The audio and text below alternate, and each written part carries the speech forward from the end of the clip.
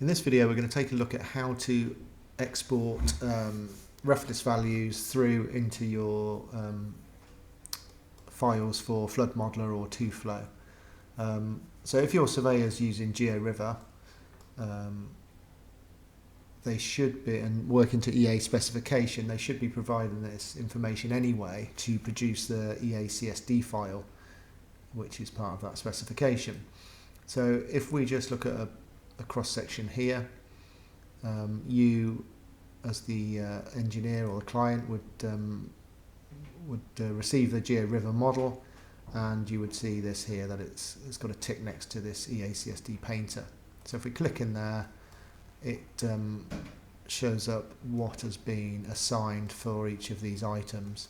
So you could go through, validate it. So we've got soil parallel crop along here, then we've got soil light brush from between there and here, then we're just at soil through there, soil light brush here, soil medium brush, and then we've got soil and parallel crops again. Okay, so you can see how that's assigned to the cross section. You would receive that information in your GeoRiver model. Now if we just go edit here and set Mannings values, we've got this table here. So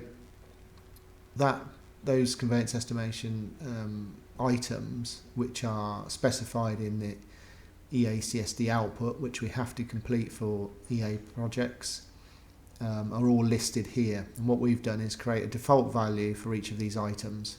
You might agree with them, you might not, in which case you can add in a custom value, or you can use an integer as we've entered in here, but you can just change these as you wish, not a problem at all. So as soon as you've set your table and values, and you've added the items onto each cross section, which you should have received it in that with them all added anyway, we can then go into export. So if we just go export Xyz Data, if we just select a single file, so what was that, 11546, so if we select none, select 546, here we can turn off what we want, turn off and on what we want. So we've got east northern height, section name, change Mannings here, and using these radio buttons here we can select the default values or those custom values. So if we export there, we can just go test save that. We've got that test which has appeared here.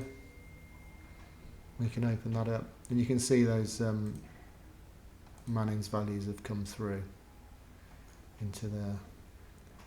So you can export those cross sections individually or in a single file using this checkbox here, and you can also export directly to Flood Modeller. Again, here you've got this option to use the custom values or the default values, and if we just export there,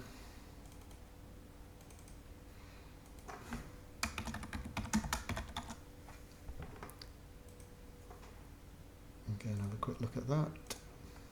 There's the test Flood Modeller file. We were on 546. And here we go. So you can see there we've got our Mannings values pulled across.